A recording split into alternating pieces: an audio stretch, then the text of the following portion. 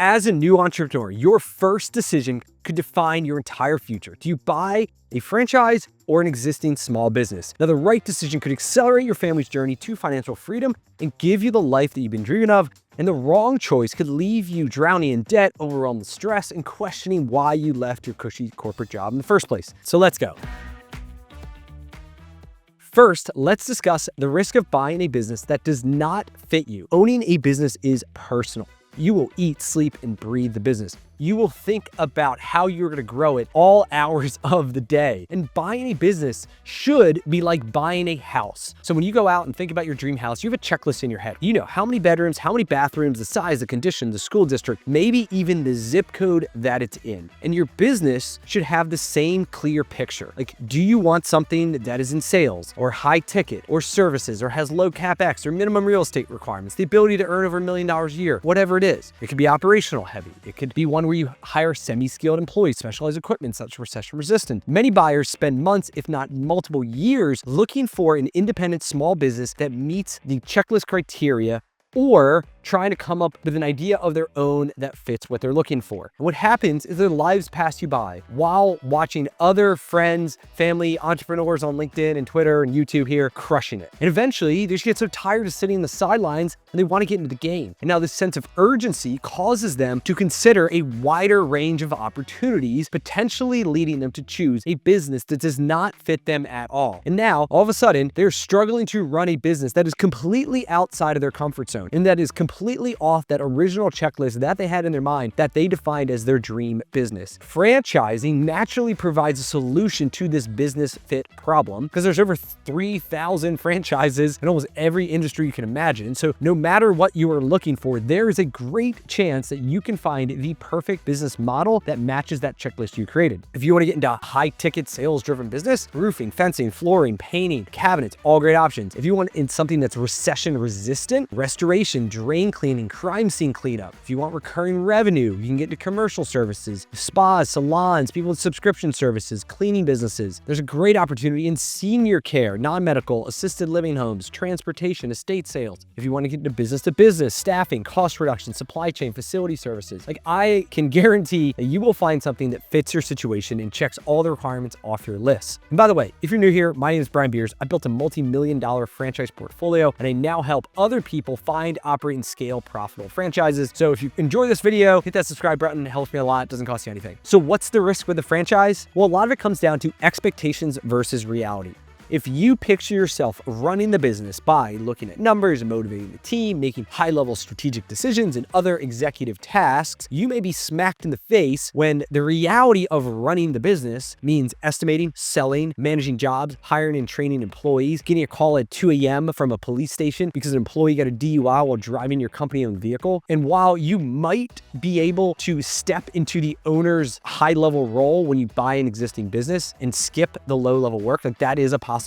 But when you buy a franchise, you start at the ground level. You're starting from zero. And it's important that you learn every role. Like you should want to know every role because you are building this thing from the ground up. And as the sales grow though, you start to replace yourself. You move yourself up the ladder. You start to delegate off things and you go from maybe a technician to an estimator to a salesperson to a project manager to a district manager to a COO to a whatever it is. You slowly start to replace yourself as you grow. And it all comes down to how long do you think it's going to take. So if you expect to spend the first 9 months like really in the weeds, in the truck every day, working with your team, really putting some work in, and it ends up being 6, 7, 8 months, you're probably going to feel pretty good that you accomplished your goal in a much quicker time than what you expected. Now, on the other hand, if you expect to spend like 3 weeks in the truck and it ends up being 6 months, you are going to feel trapped and frustrated, even though you got maybe out of it quicker than the guy who thought it was going to be 9. So that's all expectations versus reality. In some franchises though, there's a huge risk that the owner cannot remove themselves and they forever have bought themselves a job. While in others, it's a lot more systematized. It's easier for people to pick up. It's easier for them to get trained. Everything is just a little easier because it's not as customized and there's better processes in place. There's better training in place. There are other people who've already done it that you can learn from. So this is a super important topic to discuss with other franchisees when you validate it. When you talk to them, you want to know about what it's like to be a franchisee. You really want to understand how long we're in the weeds until they were able to get themselves out of it. The second big category is operational risk. So the first is training and support. When buying an independent business, you are placing a huge bet on the seller properly training and supporting you during the transition period. Because think about it, you're going to get into a business that you probably know nothing about. And you're going to write into the contract, the seller will provide hands-on training for X number of weeks and then be available by phone, text, email for the X number of weeks longer. But here's what reality is. You have no idea on the quality of training that the seller is going to provide you. Does he have a whole bunch of written SOPs and checklists and all this stuff? Or is everything locked up in his head and training follows just like whatever he remembers that morning when he's eating breakfast? And just because someone has the knowledge locked up in their head does not mean that they're going to be a great teacher. He could be a horrible communicator and get frustrated with you very easily. And the seller who just cashed a check could mentally be totally out of the business. And in the weeks that follow, maybe he's on a beach somewhere sipping a Mai Tai and ignores your emergency calls, texts, emails. Maybe he'll call you back after his massage,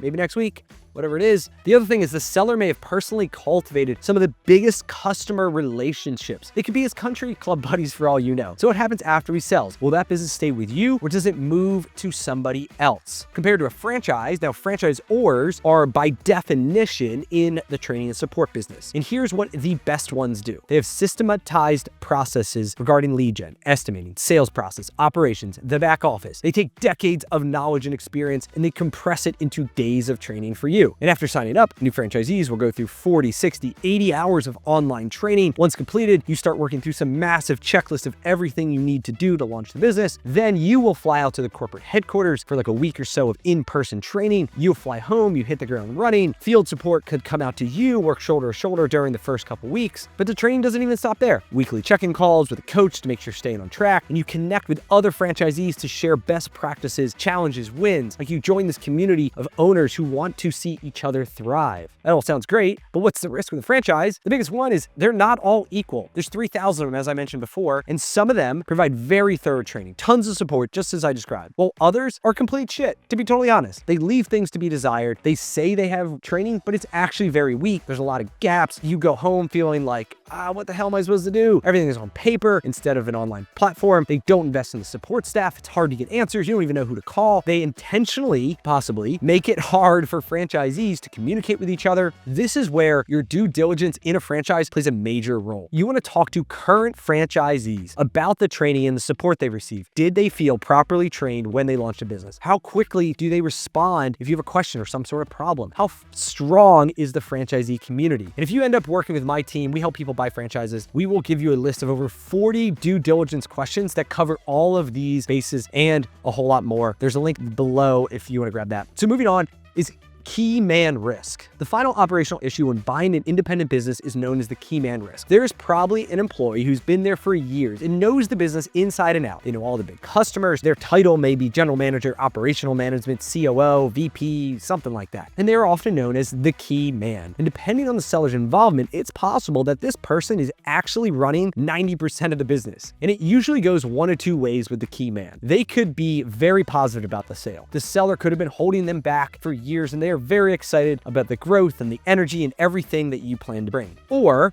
they can be very negative, especially if the owner had implied or even discussed selling the business to them, the key man. It could be a huge blow to their ego, their confidence. They could just say, I'm just gonna go do something else, start my own thing, I'm over here. So what happens if they quit on day one? And as the buyer, you will probably ask them what salary keeps you around, at least for the next few months. And all of a sudden, your perfect Excel cash flow model are now out of whack because you just gave a huge raise to the main person that you need to run the business and help you get up to speed. Another way to reduce this risk is to get into a business that you already have experience in. But the problem is that significantly reduces your options. You could have a business partner who has experience in that industry, but now you got to be able to make double the amount of money for both of you to get paid. Plus, having a partner is a huge commitment. If you buy a startup franchise, there is no key man risk. All that knowledge you gain through the training and support. Now, when you go to acquire another existing franchise, that key man risk can appear, but it's usually just limited to sales or ops of that specific location, the territory, maybe the group of the stores, but it's not the entire business. And you will already have people in your organization that you'll be able to put into that role if that person falls out. As I've grown our empire to over 33 stores, this has happened multiple times through the years, and it's much easier when we already have a solid bench than to rely on somebody who we don't even know how they're going to perform. So finally, let's get into financial risks. This is all about the money. And this is the most appealing part about buying an existing business, is that you are generating cash flow from day one. And this is the reason you pay a premium versus starting any business from zero. The biggest risk is just validating that cash flow, those profits that you believe are there, are legit and that they will continue after you buy them. So when buying a business, you will spend a lot of your due diligence time on the financials. You're going to review 3 or more years of tax returns, 3 or more years of profit and loss statements, balance sheets, cash flow statements, inventory,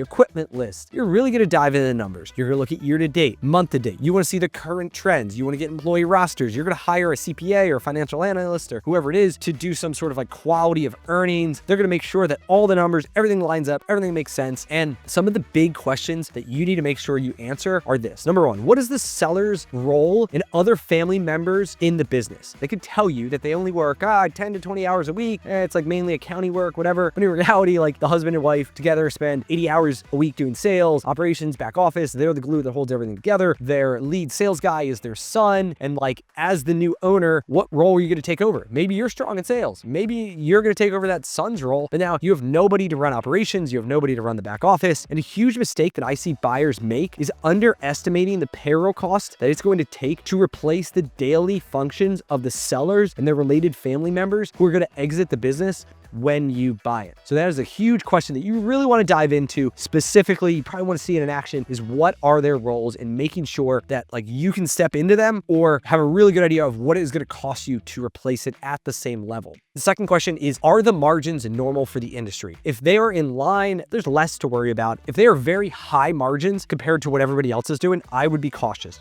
Do they have unsustainable business practices or some unethical sales process that you aren't going to tolerate? Maybe they've got some secret sauce. Maybe that's why you're buying. I would just be very careful because you really want to understand. If they're very low, I would really want to know why. Is it a very tough competitor market? Is there a trend that they're just getting smashed with through technology or automation? Is there a better mousetrap out there somewhere? Or are there just easy wins and that they've been checked out for years, and on day one, you're going to be able to raise the prices, make a few changes, and get those margins back to where they should be? And the third question I would want to know is, what is the future of this industry? Look at changes in technology, demographics, consumer behaviors, regulation. Chances are you are taking on a ton of debt when buying a business, because most people want to buy a business that's big enough to support their team, their debt payments, the owner salary, and you just want to make sure that you are riding a wave that is going in the right direction. Because if you're not, and it's going against you, and AI and all this new stuff is going to come crashing down, it could weigh heavily on you through combinations of fighting it, of having the debt, and deciding like, what do you do next? How do you get out of this thing? And you're going to feel very, very trapped. Now let's get into the financial risk of a franchise. A franchise startup will cost significantly less than buying a profitable small business because you were starting from zero. And it's possible that you can pay in cash or you can take on debt, but the risk that you're going to have is that you're starting from zero. You don't know how long it will take you to become cash flow positive. Some franchises make money in the month one, while others take months, if not over a year, to become profitable. And that is the biggest problem with franchising, because a franchise is not like real estate where there's some predetermined rate of return. There's no IRR, there's no ROI, right? A franchise is a business and results vary significantly by the individual operator, which to me is honestly the most exciting part, because I'm able to open up a new territory. I'm able to buy a new franchise, and my own efforts is what is going to make me money, because you were given all the tools, you're given the resources, you got the support. You can run the wheels off the business if you choose. And there are a number of factors that go into how quickly you grow and how quickly you become profitable. And these are the three big ones. Number one, every franchise is in the people business. And to succeed, you need to assemble the right combination of people. Building a team is like flipping through a deck of cards. The first 3 employees that you hire might be a king, a 6, and a 3. If you discard the 3, they don't work out. You flip over the next one, you got a 7.